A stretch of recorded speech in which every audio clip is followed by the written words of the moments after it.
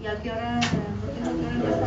Ahorita me acaba de decir que 4 minutos, o sea que él va a transmitir a las 10 en punto. Bueno, 10 en punto. Sí. Bueno, podemos dejar un par de minutitos para que la gente se...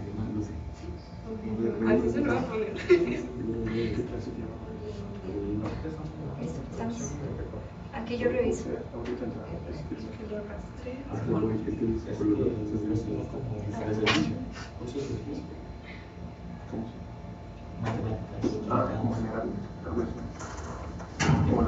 Generales, sí. Aparte, los servicios son básicas, digamos, generales, básicas. Y es No, yo soy. fuerza.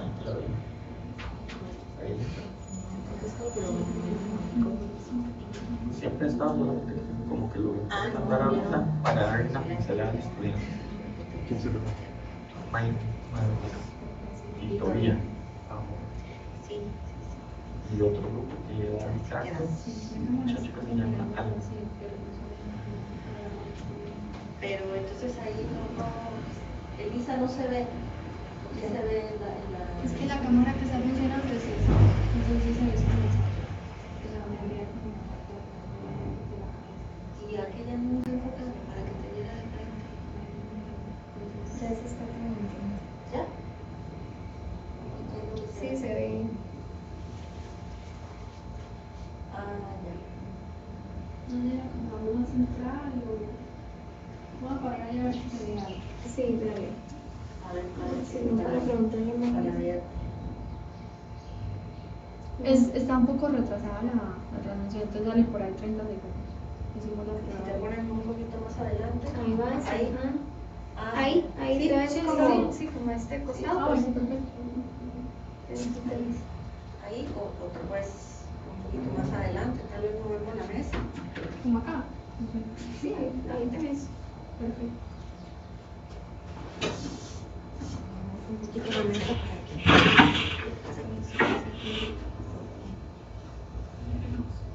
Hacer un poquito más despacio, por favor. Hasta ahorita está llegando, ¿no?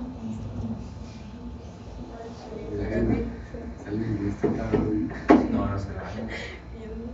Sí, lástima que no se ve que hay gente Ayer aquí, que lo estrenaron. que solo se ve esas que... Pero de verdad igual.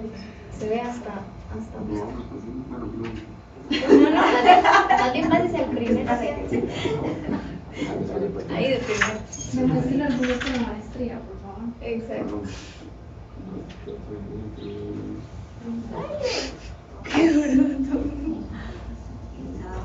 ¿Quieres decir?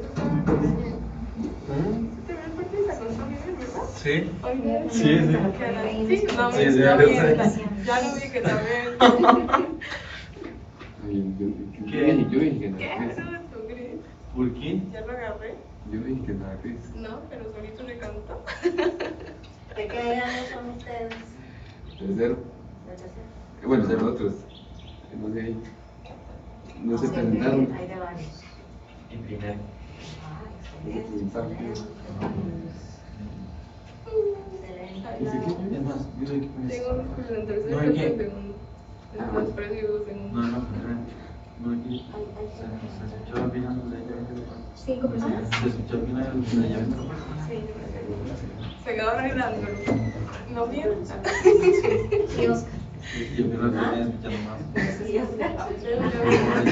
Ya no hablé ni de otro lado ni de otro lado. Va a tener que ponerle ahí. Siempre cuando uno hace algo en la casa, algo se rompe. Pero no creas, pues. ¿Por Son a qué las no? 4 de la mañana, así también. No. Hola, bienvenida. Ya no agarré Cris. ¿Ah? Ya no agarré. Gracias por ¿Qué? decir. Yo me puse.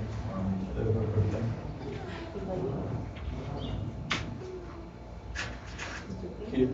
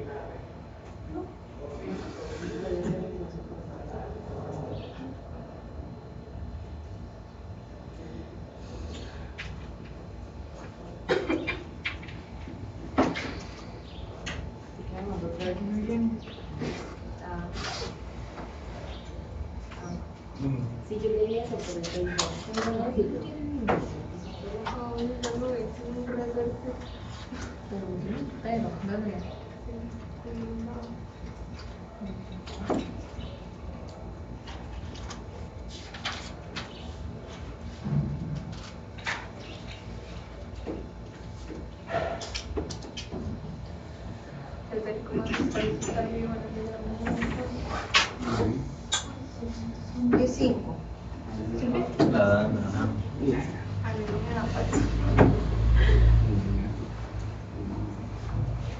Bueno, muy buenos días a todos y todas. De verdad, muchísimas gracias por asistir a esta charla que se ha preparado con mucho entusiasmo y mucho cariño. Desde la Maestría en Agricultura Ecológica, pues, agradecemos de verdad su asistencia y también queremos agradecerle a la ponente de hoy, a Elisa Rendón Cadavid, quien nos acompaña desde Colombia. Muchas gracias, Elisa. Les voy a dar una breve reseña de Elisa. Elisa es estudiante avanzada, ya de último año, de la carrera de Ingeniería Agronómica, con énfasis en Agricultura Digital, de la Universidad EAFIT en Medellín, Colombia. Elisa es tecnología 100%, que me parece que es un enfoque bastante interesante de la ingeniería agronómica. Por otro lado, Elisa está sumamente interesada en la agricultura ecológica, así que de ahí que ha estado aquí en Costa Rica aprendiendo sobre agricultura orgánica en la finca Tierra de Sueños de Juan José Paniagua, quien es un agricultor orgánico de mucho renombre, tanto a nivel nacional como internacional, bueno, nacional en Costa Rica e internacional, ¿verdad? Él ha viajado a más de 80 países promoviendo y enseñando agricultura ecológica. Entonces, bueno, Elisa creo que tiene una visión muy interesante, ya que maneja la parte tecnológica, pero también ha tenido la oportunidad de conocer el área de agricultura, el ámbito de la agricultura ecológica. Entonces, pues aquí el día de hoy nos trae esa visión de ella, donde creo que hay muchísimos puntos de encuentro. A veces creemos que una visión está pegada con la otra, pero la idea es que Elisa nos pueda aclarar muchas cosas y cómo podemos combinar estas dos visiones de la agricultura para tener pues una agricultura, como dice el título de la charla, conectada, precisa y eficiente.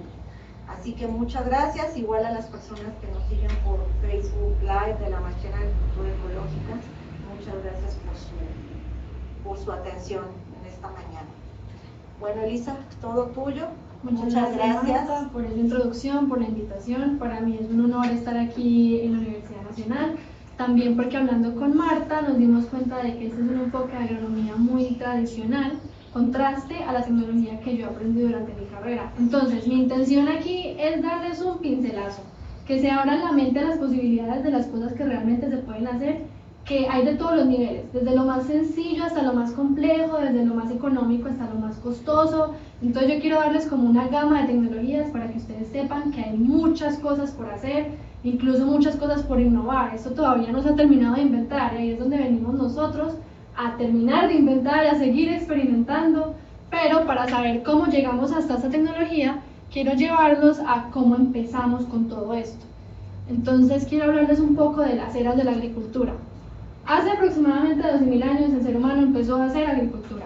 ¿Cómo? Con fuerza física, fuerza animal, herramientas sencillas, dependía completamente del clima, del sol, la lluvia, y era conocimiento que se pasaba de generación en generación. Esta agricultura era completamente de subsistencia, para sobrevivir. Era solamente cultivar para el núcleo familiar. Un agricultor podía producir aproximadamente para 4 personas. En 1920 surge la segunda agricultura o agricultura 2.0, que se dio más o menos hasta 1990. Durante este periodo, como creo que ya la mayoría sabemos, se dio la Revolución Verde, donde el objetivo principal era producir más comida en la misma cantidad de área. Esto dio paso a que llegara la maquinaria agrícola, el uso de insumos químicos para procesos fitosanitarios y de fertilización, y técnicas de modificación genética para hacer híbridos de interés comercial. Pero esto hizo que se produciera muchísima comida, un exceso de comida, que hizo que las personas perdieran esa noción de la importancia de la agricultura en la vida. No sé si antes de la carrera ustedes se habían puesto a pensar de dónde viene su comida. Yo nunca me había puesto a pensar en eso. O sea, para mí la comida era algo que estaba disponible en el supermercado y ya. Entonces se ha perdido mucho esa conciencia de la importancia de la agricultura. Pasamos de 1990 más o menos hasta el 2020 a la llamada agricultura de precisión, la agricultura 3.0, donde las tecnologías ya estaban integradas a operaciones de campo para medir datos. ¿Datos de qué? Del suelo, del cultivo, del clima, para poder tomar decisiones y mitigar pérdidas de impacto ambiental, porque la tecnología de la revolución verde, claro, hizo que se produciera mucha comida, pero también afectó al ambiente de una forma como ya conocemos el día de hoy. Estas divisiones que yo les estoy dando de las eras son divisiones de aparición tecnológica, de cuándo apareció cada una de las tecnologías. No estoy diciendo que todo el mundo ya esté en alguna agricultura en particular. Como ya sabemos, hay personas que siguen con la fuerza manual de la agricultura 1.0. La mayoría de empresas grandes como monocultivos están en la agricultura 2.0, con todo lo de monocultivos, químicos y todo lo demás. Y ahora está surgiendo una nueva agricultura, que es la agricultura 4.0, que empezó en 2020 con todo esto de las inteligencias artificiales. Es la llamada agricultura digital. Es completamente basada en datos y mucha cantidad de datos. ¿Para qué? Para tomar decisiones y para poder tener todo en una plataforma centralizada. Eso es lo que hace que, por ejemplo, yo pueda tener un sensor en campo que lleve algo a la nube y yo desde mi celular pueda ver esa información muy lejos. Entonces se busca que la información sea centralizada para poder tomar acciones remotas. Voy a empezar a hablarles de tecnologías. Todas esas tecnologías pueden tener un curso entero, entonces no es mi intención ahondar en muchas de ellas, solamente como explicarles más o menos el funcionamiento para que tengan una idea. Entonces, la primera nos ayuda a saber en dónde estamos parados. Son los GNSS, Global Navigation Satellite Systems, o en español, Sistemas de Geoposicionamiento Global. Esto funciona así. Hay una red de satélites que orbitan la Tierra en todo momento. Estos satélites siempre están mandando su posición y su hora exacta. Y un receptor, que puede ser un celular, un tractor, un dron, puede captar esas señales que mandan los satélites. Entonces captura la diferencia de tiempo de la señal que se emite del satélite al receptor. Y básicamente lo que hace es que puede calcular su posición exacta en términos de latitud, longitud y altitud. Pero esto solamente lo puede hacer si hay al menos 4 satélites conectados. Eso es parte del proceso de trilateración. Los GNSS más comunes son el GPS, que creo que es el que todos hemos escuchado alguna vez, el GLONASS, que es de Rusia, el Galileo, que es de la Unión Europea, y el Beidou, que es de China. Entonces, estos sistemas gratis, por ejemplo el que tenemos en el celular en todo momento, nos permiten un margen de error de 5 a 10 metros. O sea, yo puedo estar parada aquí, pero el GPS puede creer que yo estoy 5 metros más allá o 5 metros más allá. O sea, no es tan preciso, pero da una buena aproximación. Pero si queremos algo mucho más preciso, necesitamos algo que se llama corrección de esos GNSS. Uno de los más comunes es el RTK, Real Time Kinematic, y permite una precisión a centímetros. Básicamente es tener una estación conocida, donde se sabe dónde está exactamente, que recibe las mismas señales de los satélites que un receptor, por ejemplo, un tractor, y le manda la corrección del error, porque el tractor, recuerden que el tractor cree que está o 5 metros más allá o 5 metros más acá. La estación se sabe exactamente dónde está, entonces ella puede calcular el error y se lo manda. Esto permite una precisión de centímetros. Esos RTK se ven como sombreritos, o sea, siempre que yo veo un dron como con sombrerito, yo sé que puede tener RTK. Ese sombrerito que yo le llamo es una antena que recibe la corrección de la estación.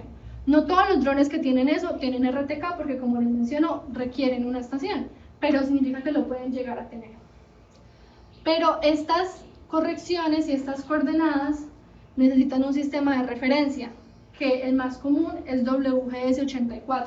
es un nombre de un sistema de referencia. Hay muchísimos sistemas de referencia, pero es importante saber en cuál estamos parados, para que tanto la gente de aquí de Costa Rica como en China sepa en qué coordenadas estamos hablando. Estos datos, cuando ya están recolectados con una posición en su información, se llaman datos georreferenciados.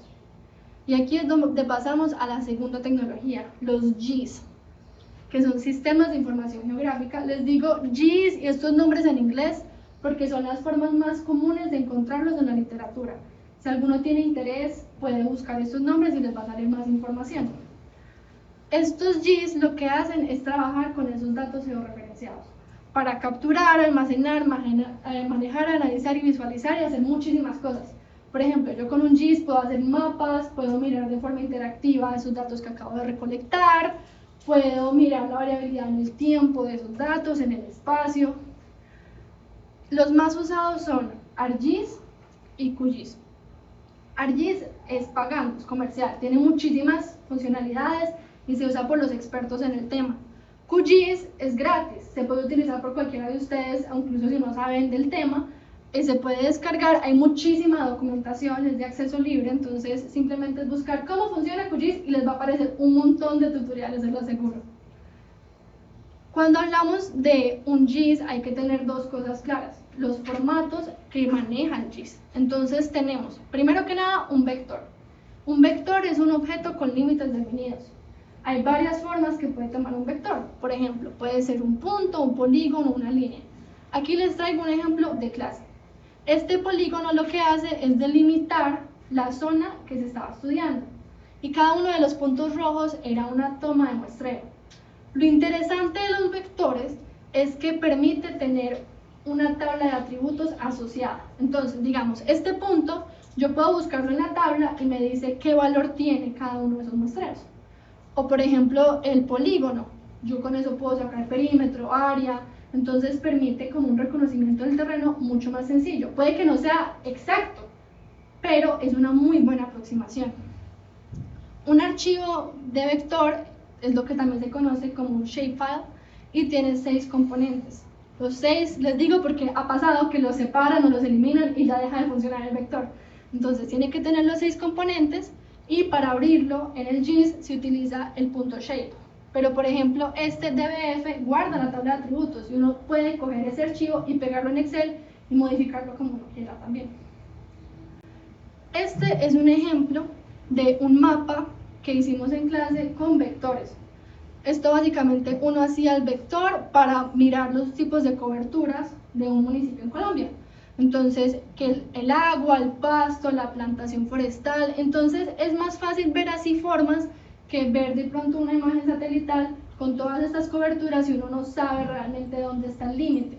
Porque aparte, esto permite saber el área de cada una de esas coberturas. Entonces, por ejemplo, para un análisis temporal de qué tanto se ha deforestado, esto puede llegar a ser muy útil para saber qué área se ha perdido o se ha recuperado también. El segundo formato se llama un formato raster. Háganse de cuenta una imagen.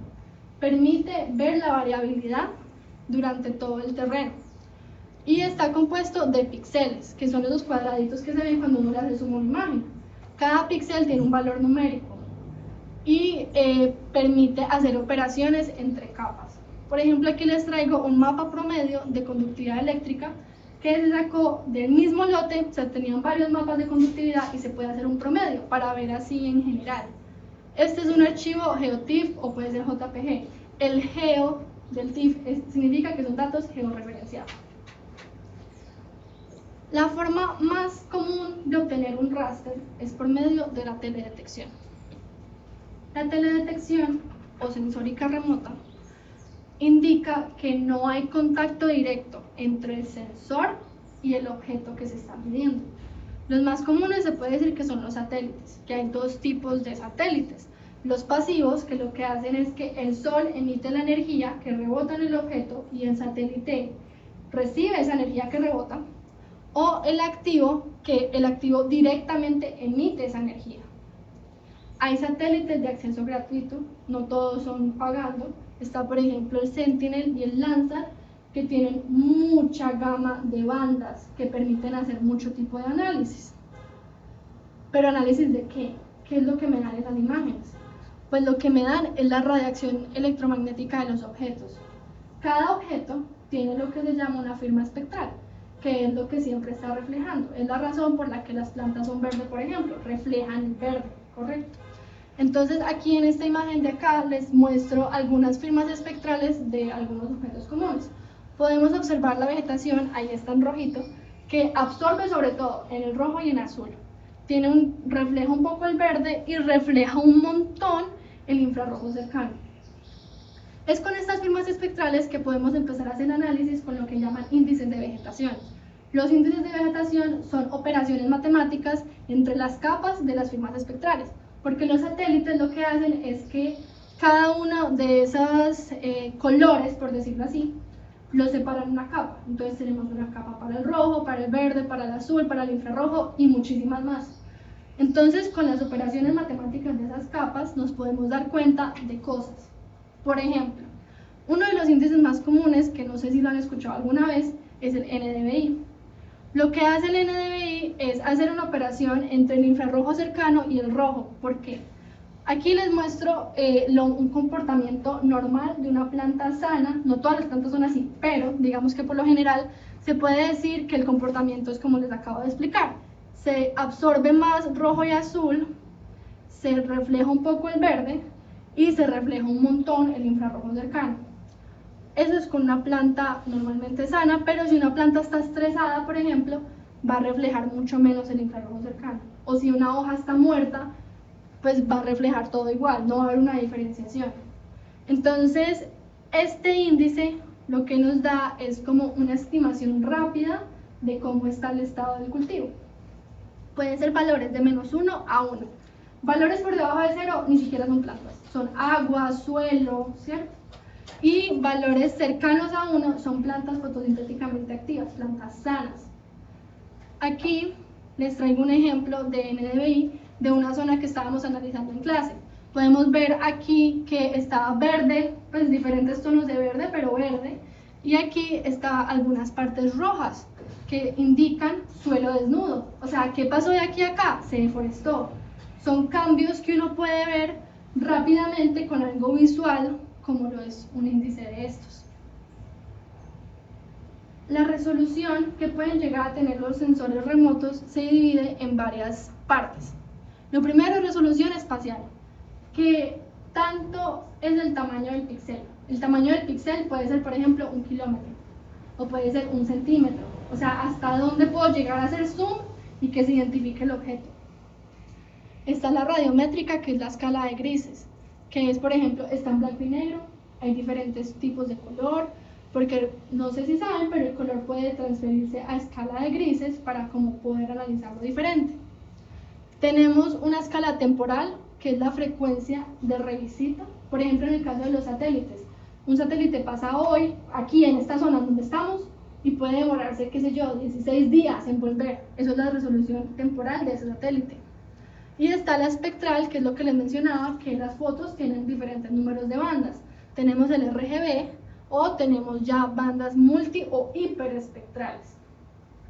Para mejorar esa resolución tenemos los BAND, que son los vehículos aéreos no tripulados o conocidos también como drones.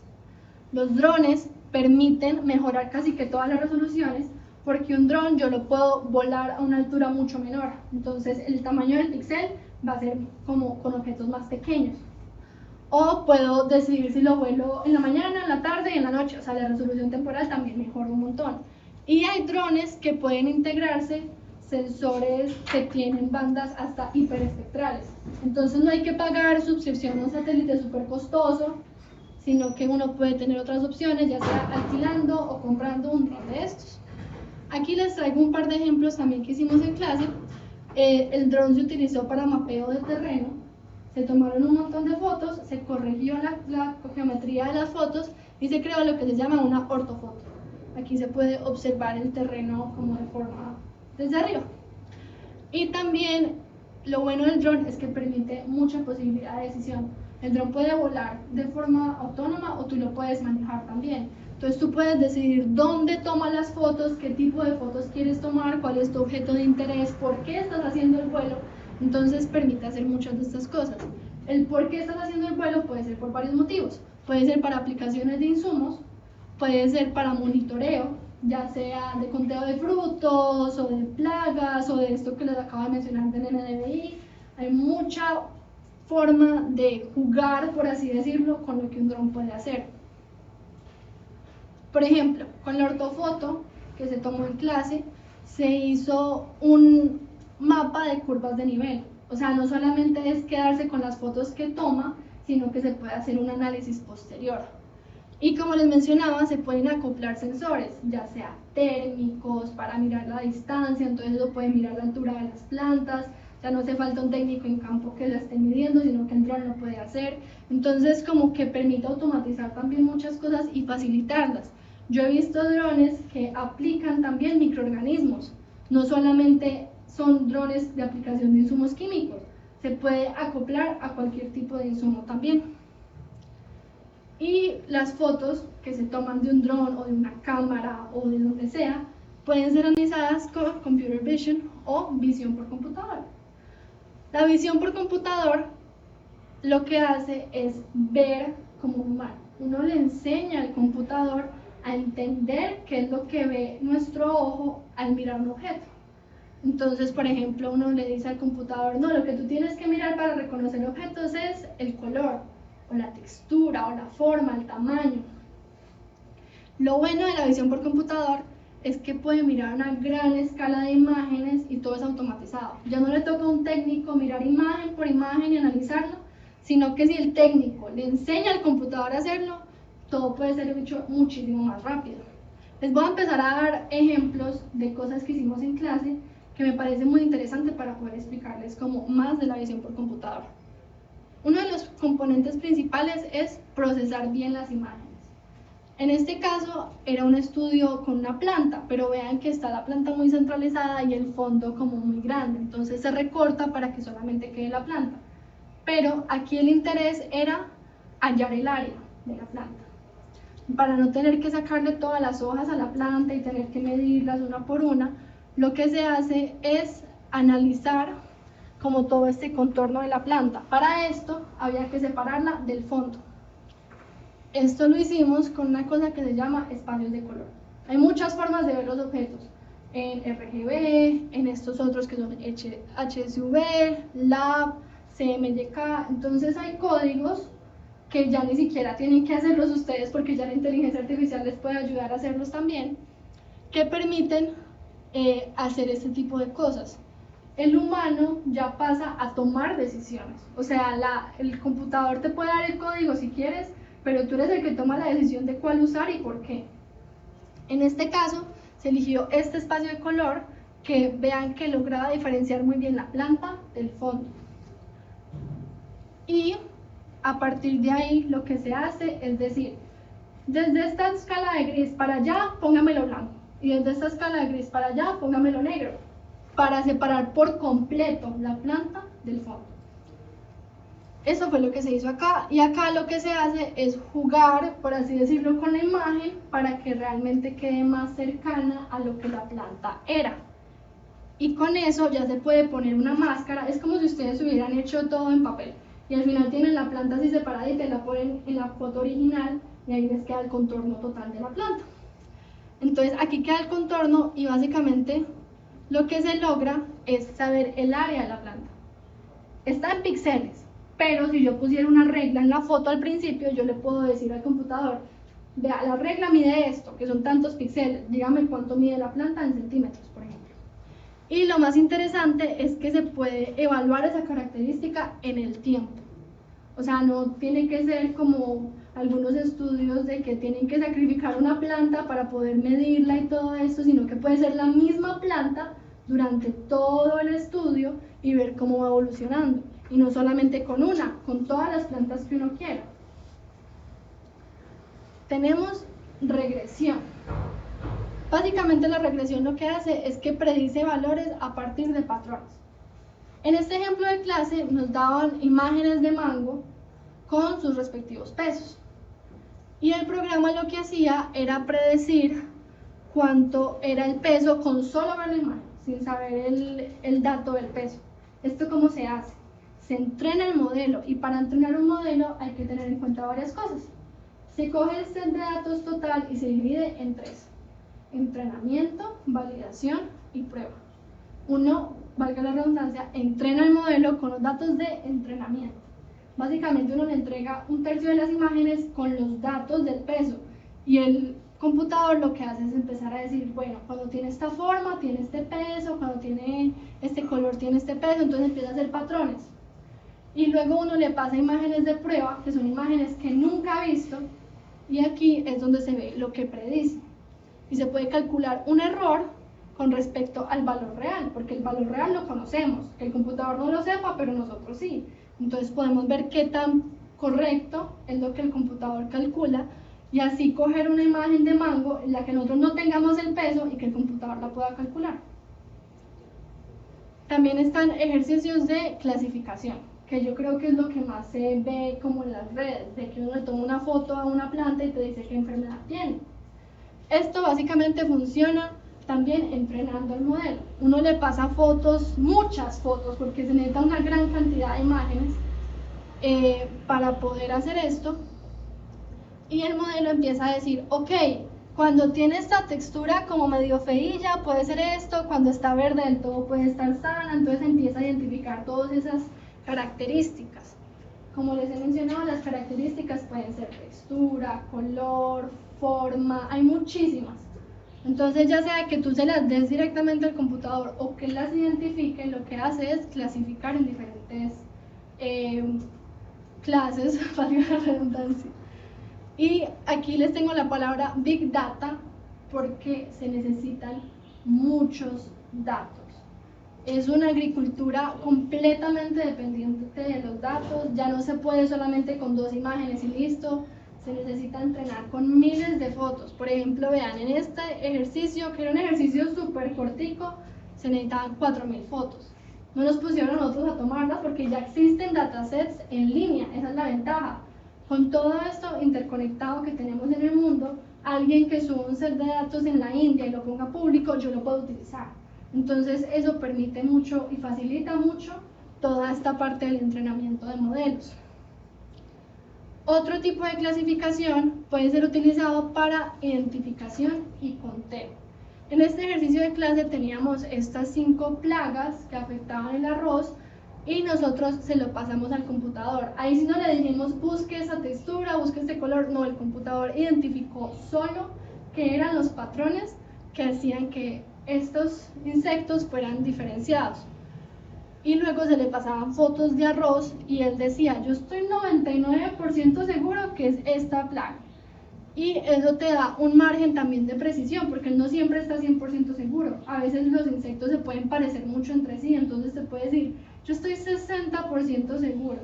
Y es criterio del investigador cuánto es el límite que puede aceptar. Usualmente es por encima del 80%. Y si está por debajo, tú dices, no, no fue capaz. Y está bien, vuelve a intentar, vuelve a clasificar, cambie el código, es también todo lo del método científico. Sigue las mismas reglas de volver a intentar y así.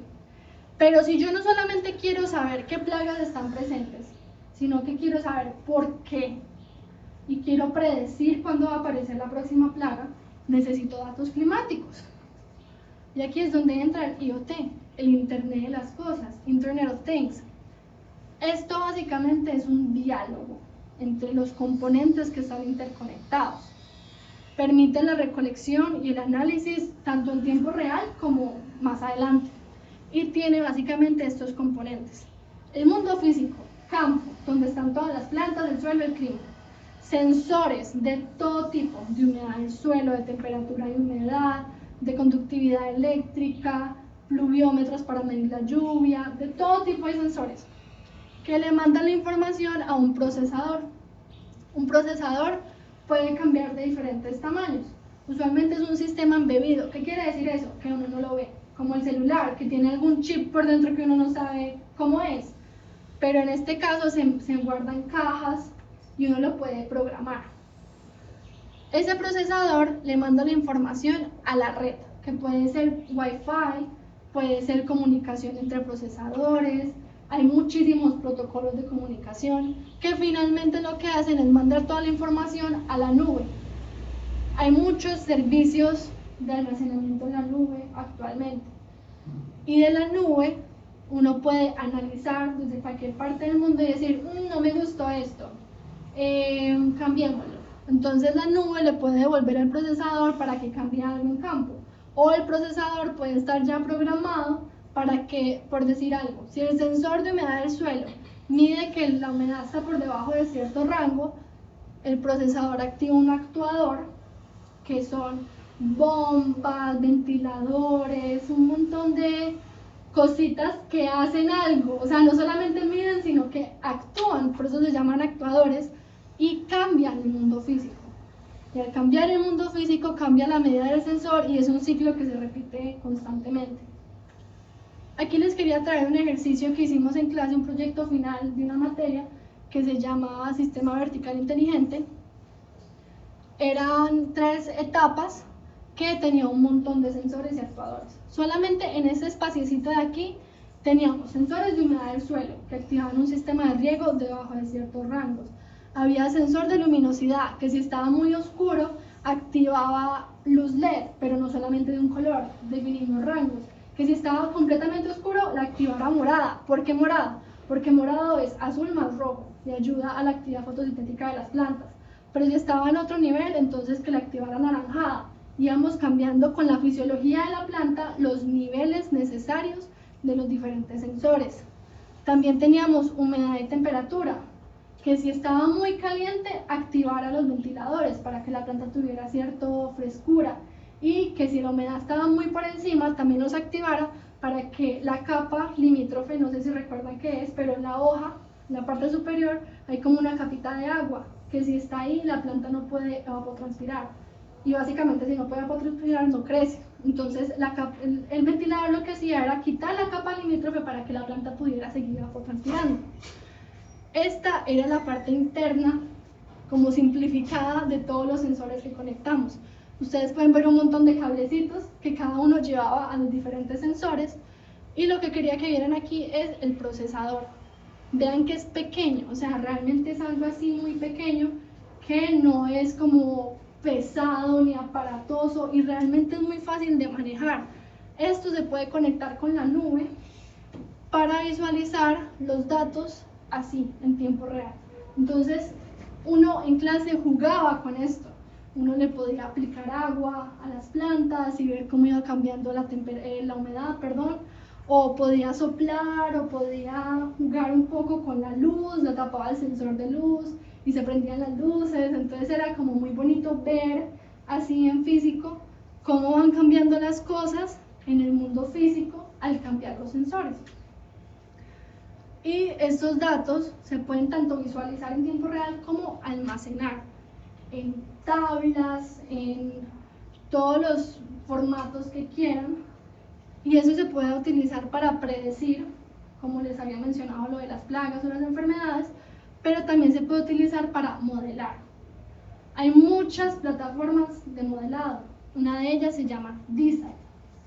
DSAT lo que permite es, con datos reales, por ejemplo, si uno quiere hacer un tratamiento de fertilización o de riego, uno ponía los datos en DSAT y él, a partir de operaciones matemáticas que fueron calibradas en Estados Unidos, te podía decir, por ejemplo, el peso del rendimiento estimado, para uno saber cuánto se va a cosechar, porque si uno no sabe cuánto va a cosechar, no se puede vender con anticipación y puede llegar la cosecha y uno no tener nada vendido y que se pierda todo. Entonces, todas estas herramientas permiten una planificación y una toma de decisiones. El problema de DSAT, por ejemplo, es que, como les digo, fue hecho para climas con estaciones. Entonces, para la zona tropical tienen muchos errores que todavía hay que investigar mucho. Entonces, ahí también entramos nosotros. Hay otros tipos de sensores, no solamente son como los que están en, por ejemplo, una estación meteorológica, sino que también pueden estar integrados a tractores.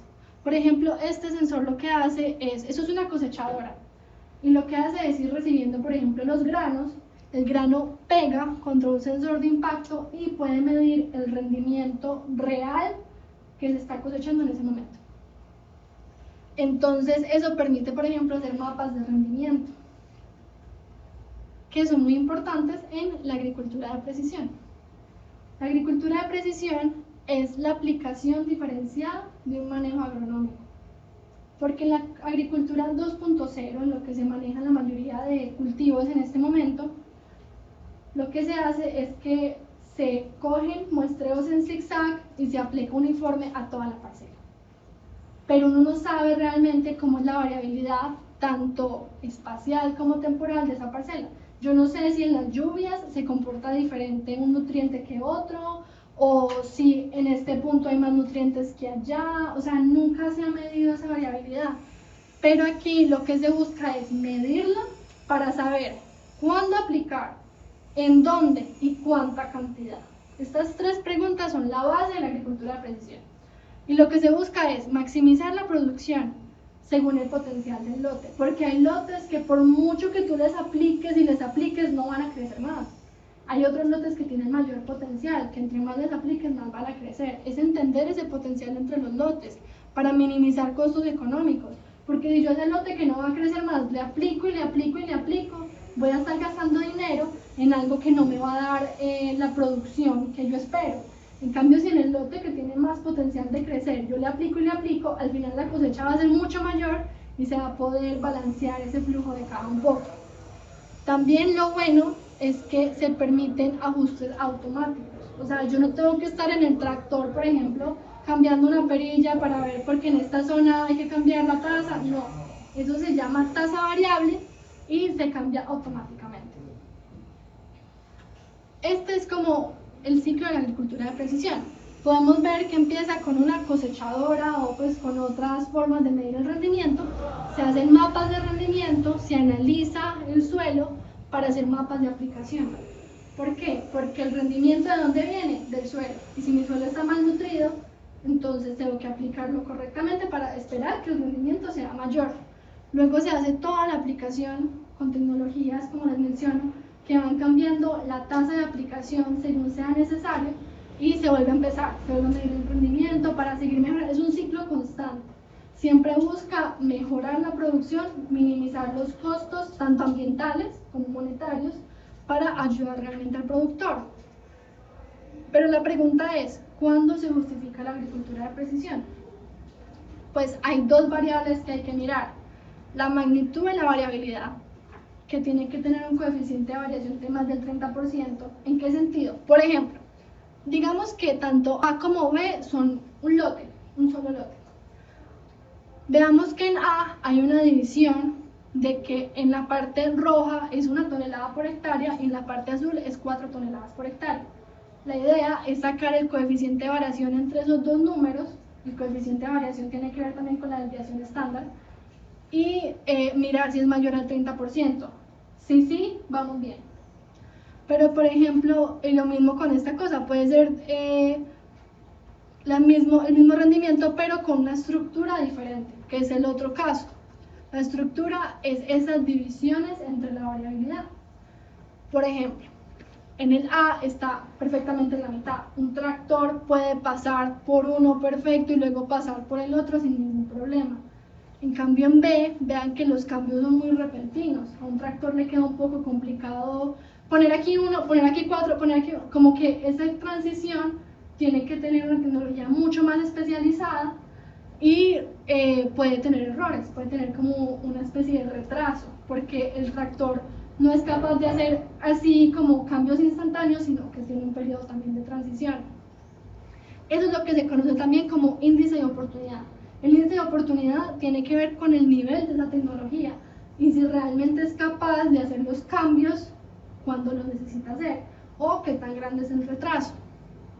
Pero digamos que si se define hacer agricultura de precisión, lo que se necesita es determinar zonas de manejo para poder implementar esas tecnologías de tasa variable. Esas zonas de manejo, es decir, por ejemplo, tengo un promedio de un valor y se ve en esa primera figura. Vean que son valores de un raster, son variables. Yo lo que tengo que definir es qué zonas voy a manejar diferente. Entonces uno coge el total y dice, no, yo te voy a separar en bajo, medio y alto, por ejemplo, o en bajo y en alto. En este caso se separa en bajo, medio y alto para delimitar las zonas, pero el tractor no iba a ser capaz de tener esos 3 valores por la tecnología del tractor con el que estábamos haciendo el experimento. Entonces se define un índice de oportunidad mucho más sencillo. Vean que de la foto inicial a esta tercera hay un cambio como en resolución de valores, ¿cierto? Pero esta división sí permite que el tractor realmente pueda cambiar la tasa y pueda aplicar lo que se necesita. Obviamente aquí no se considera toda la variabilidad del lote, pero permite hacer un cambio, por ejemplo, entre zonas de más bajo potencial y de más alto potencial. Y por eso es que es un ciclo. Si uno ve que el rendimiento no mejora después de esto, pues es gastar un montón de dinero en una tecnología que no va a ayudar. Hay que hacer esto por varios años para poder estandarizar si se necesita o no.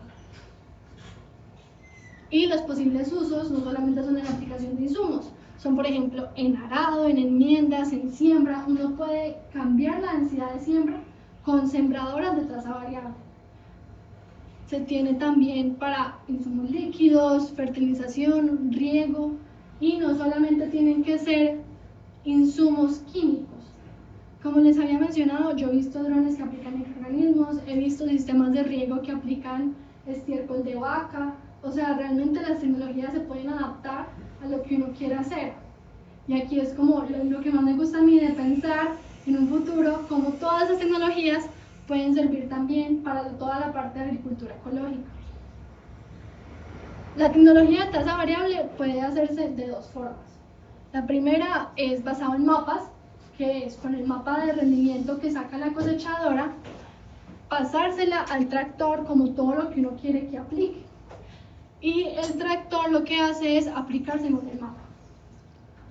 O se puede tecnologías de tiempo real. Esto funciona de la siguiente forma: el tractor va midiendo la variable, la procesa el mismo tractor con ayuda de inteligencia artificial y luego aplica lo que la inteligencia artificial le dice, ¿cierto?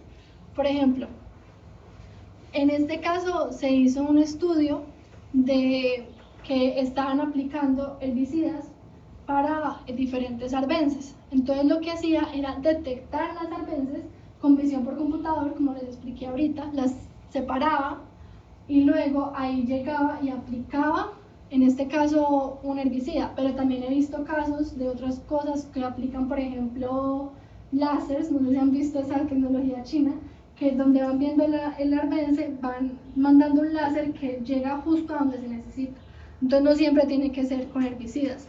Y esta visión por computador también le permitía al tractor guiarse de a dónde estaba yendo para no pisar el cultivo, o sea, para que el tractor no dañe el cultivo solamente porque identifica una arbenza, entonces se corre. No, el tractor siempre va por una línea que intenta minimizar el daño al cultivo y realmente ayudar.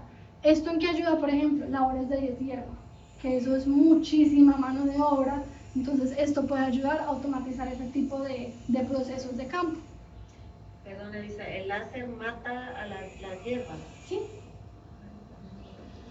Y tenemos también, por ejemplo, otro tipo de aplicadoras de insumos que lo que hacen, lo bonito de la agricultura de precisión y de la tasa variable es que involucra todo lo que les he explicado hasta ahora. Tiene que estar ubicado, ya sea con un GPS o con algún sistema de geoposicionamiento global, tiene que tener alguna consola para mostrar y probablemente te está mostrando la información de un sistema de información geográfica, y de ahí lo que hace es mide, analiza, te muestra lo que está analizando. Luego hay un controlador de tasa variable. Esto es importante en este tipo de tecnologías, que lo que hacen es decidir, bueno, ¿yo qué voy a hacer? ¿Voy a cerrar las diferentes aspersores o voy a mermar su radio? O sea, eso depende mucho de qué tipo de tecnología se esté utilizando. Y también se puede hacer con drones. Tuve la oportunidad de ver un dron de tasa variable y eso es muy bonito porque el dron va avanzando. Y lo interesante del dron es que tiene que considerar el viento que le está llegando, porque el dron no es como un tractor que aplica aquí y aquí cae. El dron aplica aquí y cae atrás. Entonces también es una operación matemática para calcular realmente en dónde está cayendo y qué tanto tiene que aplicar aquí para que acá caiga lo que tiene que caer. Y por último, quiero hablarles del futuro. Si todo esto ya está tan avanzado, tan inventado, ¿nosotros qué tenemos que hacer? Pues lo primero es que hay falta de compatibilidad entre datos y dispositivos.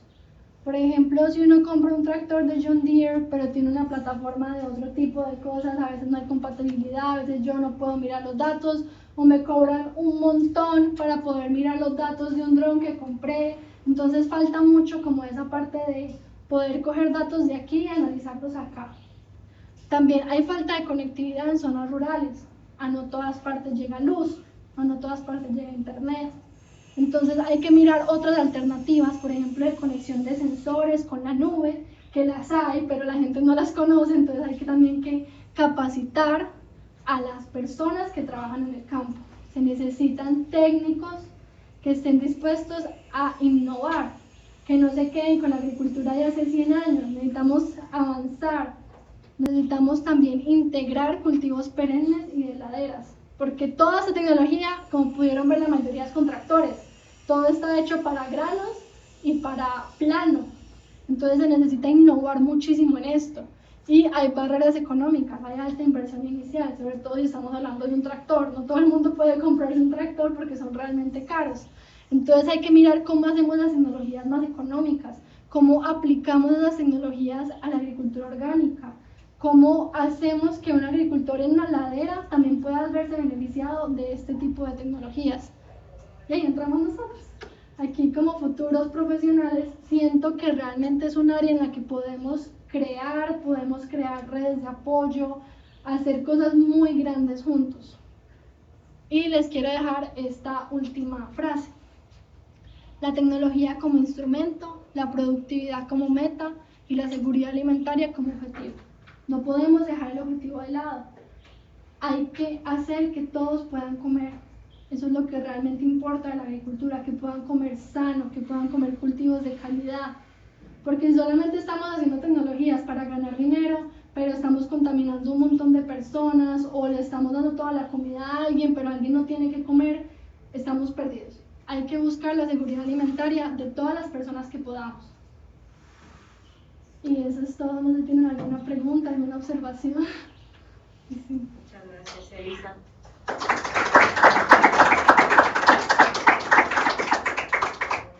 Abrimos un espacio para preguntas, comentarios para Elisa. Bueno, tal vez la parte de lo que son muestreos, como la primera imagen que usted mostró, más que todo, yo que sé, si se hace un análisis, un muestreo básicamente como aleatorio en cada punto que usted estaba poniendo. No sé si... Para la agricultura de precisión, por ejemplo. No, es que era el puro principio, como con GNS. Bueno, hay varias cosas. Así tú quieras hacer el muestreo aleatorio, es importante que esté georreferenciado, para que tú sepas en qué punto, por ejemplo, si sigues con lo del zigzag, para que sepas en qué punto ya tomaste, para que el próximo muestreo sea en otro punto diferente. O si es con agricultura de precisión, si se habla de que tienen que ser muchísimos más puntos y que pues pueden ser aleatorios, pero que todos sean georreferenciados, eso es muy importante. Sino que el problema con el zigzag es que todos los puntos se ponen en zigzag y se ponen en una bolsa y se mezclan y se llevan al laboratorio. En cambio, en agricultura de precisión, cada punto, no importa realmente la configuración del muestreo, pero cada punto se analiza por separado.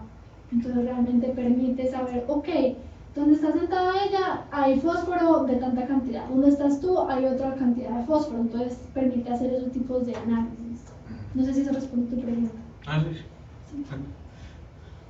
No sé si alguien más tenga algo que les quede con duda. Digo. El proyecto que presentaron ustedes, ¿qué tan caro podría ser montar en una parcela algo así de los sensores que miden humedad? Así algo básico como por ejemplo la humedad. Sí, te voy a dar precios de Colombia, porque no sé realmente cuánto valgan aquí en Costa Rica. Te los voy a dar en colores. Por ejemplo, un procesador, el más sencillo, con un sensor de humedad del suelo y por ejemplo un sensor de temperatura y humedad, puede estar alrededor de los 6.000 colones. Entonces eso, y más una fuente de poder, que puede ser un panel solar pequeño, que puede estar alrededor de los, dependiendo de que consigas, 4.000, o si lo quieres conectar a la fuente de poder es muchísimo más económico. O sea, realmente hay, al menos en Colombia, muchas posibilidades de comprar todas esas cosas. La estructura que les mostré de los 3 niveles, con un montón de sensores, con un montón de madera y todo eso, en total nos valió como 25.000 colones. Entonces son cosas que de pronto un agricultor sí puede invertir para ver los beneficios más adelante. Pero más o menos eso, ¿en cuánto terreno, o sea, para cuánto terreno puede servir? Depende del sistema de comunicación entre los procesadores. Si tú lo quieres hacer en terrenos amplios, hay sistemas de comunicación, por ejemplo, se llama LoRa. Es una antenita que se puede conectar a los diferentes sensores hasta 1 kilómetro de distancia. Entonces tú tienes un sensor aquí, se puede comunicar con un sensor a 1 kilómetro, que se puede comunicar con un sensor a 1 kilómetro. Entonces tú puedes hacer una red, así como las redes de luz, que vayan comunicando uno con otro, y el último sí tienen que tener internet para subir a la nube. Entonces digamos que lo quieres hacer 100% en campo, no hay luz, no hay nada. Entonces tú vas poniendo sensores con su respectivo panel solar, cada sensor tiene que tener su procesador, y entre procesadores se van conectando, se van conversando, y en el último se espera que ya haya internet para que pueda subir toda la información a la nube. Entonces el área de cobertura que puede tener esto la defines tú. Tú puedes decidir si lo quieres poner en tu jardín para que cuando estás de vacaciones te riegue automáticamente, o tú puedes decidir si ponerlo en campo en miles de hectáreas. No hay como una recomendación de decir, bueno, un sensor cada tantos metros o un número de sensores por hectárea. Eso depende de la decisión que quieras. Por ejemplo, si estás hablando de que todo se va a regar uniforme, entonces tú puedes hacer como una especie de, ok, uno al principio, uno a la mitad, uno al final. Si estamos hablando de que se quiere regar con agricultura de precisión, sí se determina que aproximadamente son 35 puntos por hectárea. Entonces depende mucho de qué tipo de sistema quieras tener. Digamos que también depende como de la configuración del sistema de riego. Si es por válvulas por lotes o si todo se riega igual, entonces tú puedes decir, por ejemplo, en esta válvula yo quiero poner 3 para hacer un promedio y saber cuánto se va a regar en la válvula. O no, mi válvula es de 1 hectárea, pero quiero hacer agricultura de precisión y voy a montar sistema de agricultura de precisión, entonces vas a poner un montón de sensores. O sea, eso realmente es donde entra el agrónomo, a decidir cuánto quiere poner. Y Elisa me había pasado un sitio de internet de aquí de Costa Rica donde venden todo esto. Y en ese momento es un kit con 21 accesorios, no sé realmente, bueno, aquí viene la lista de los accesorios, y tiene un costo de 16.900 colones. Entonces, dice que tiene una placa de desarrollo, una pantalla OLED. La pantallita te permite ver los datos que vas tomando. Entonces, por ejemplo, la humedad del suelo, entonces te dice humedad tanto, entonces es bonito porque permite ver así en tiempo real lo que va tomando. Sí, son varias cosas, cables, LEDs, amarillos, verdes, cables, resistencia, sensor de movimiento, potenciómetro, son 21 accesorios los que traen. Así es. No sé si alguien más tiene alguna pregunta. No sé si No, solo saludos. Yo tengo una pregunta, Elisa.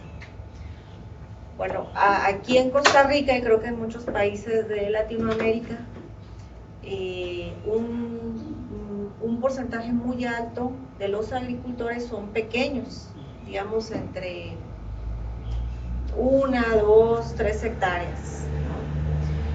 Digamos que para 3 hectáreas y en ladera, por ejemplo, tener, y bueno, la accesibilidad, como tú lo dijiste, es complicada para un tractor o para un dron, pero para este tipo de agricultor, que es muy frecuente en estos sitios, ¿qué tecnologías tú ves viables de incorporar para este tipo específico de persona agricultora que le pudieran facilitar las labores agrícolas en estas condiciones, ¿verdad? De que, bueno, quizá un dron, un tractor, pues obviamente imposible, pero hay alguna tecnología que diga, sí, es que para un agricultor pequeño le serviría esto. Sí. ¿Cuál Sí, sería tu porque recomendación? de las que mencioné, la única que no se puede aplicar es tecnologías de tasa variable, por lo que mencionas de que no hay accesibilidad ni de drones ni de tractores. Pero todo lo que es visión por computador, por ejemplo, es que tengo una plaga pero no sé qué es, poder tomarle foto y que algún sistema ya entrenado le diga qué plaga es, alguna recomendación, incluso de agricultura ecológica, decirle, no sé, aplica este hongo entomopatógeno, o sea, no solamente sistemas de, no, aplique este químico y ya, o sea, se puede pensar, porque creo que ya la mayoría de agricultores también tienen acceso a un dispositivo móvil, puede que no sea propio, pero que el vecino, el hijo, el nieto, entonces eso también permite que ellos puedan saber esa información. O, por ejemplo, con todo lo de Internet de las cosas, poder, no, es que estoy súper ocupado y me toca esperar por horas a que riegue, para cerrar la válvula, para hacer esto, montar un sistema de IoT, así no mande las cosas a la nube, sino que sea la comunicación interna entre sensor y actuador solamente, le puede facilitar el trabajo. Entonces, como que todas esas tecnologías se pueden aplicar a cualquier escala. Como les dije ahorita, desde el jardín de la casa que ya no quiero regar, hasta miles de hectáreas con conectividad, con todo. Entonces, para el agricultor particular en ladera sería preguntar, ok, ¿qué es lo que más te toma tiempo? No, el riego, ok, automaticemos el riego. No, es que tengo un invernadero, pero hace mucho calor y me toca abrir las ventanas, y eso se puede automatizar. O sea, como mirar realmente qué son las cosas que le podrían salvar tiempo, ya sea para hacer otras labores de campo, para estar con la familia, para diferentes cosas, porque el objetivo es que la tecnología sea una herramienta para facilitar la vida del agricultor. Nunca le va a quitar el puesto al agricultor ni al agrónomo, sino que la idea es facilitarnos las cosas para centrarnos en otras que pueden ser más importantes que las labores repetitivas. Bueno, y les agradezco mucho por toda la atención. Esta es una finca tomada desde Tierra de Sueños también. Y estas son las referencias principales por si alguno está interesado en leer más al respecto. Muchísimas gracias.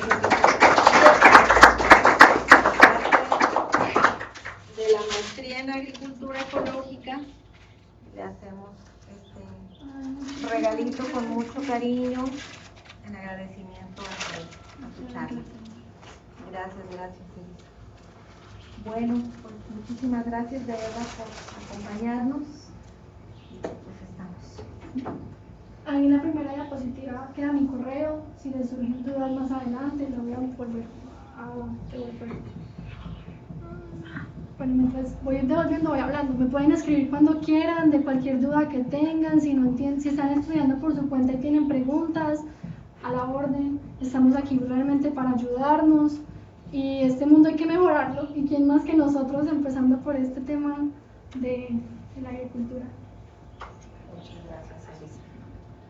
Muchas gracias. Bueno, que tengan un lindo día. Gracias.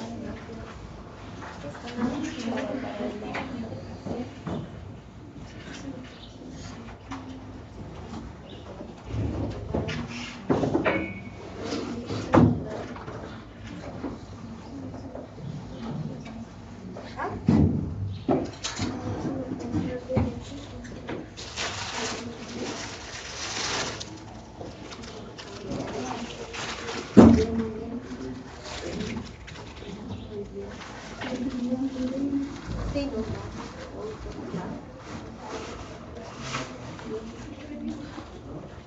excelente. Muchas gracias por sus estudios. Quizás con la economía puede ser difícil, pero ánimo, que no se puede. Gracias.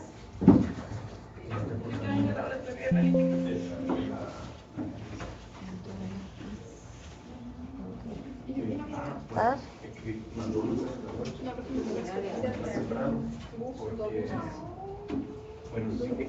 Pues sí, ya te vas a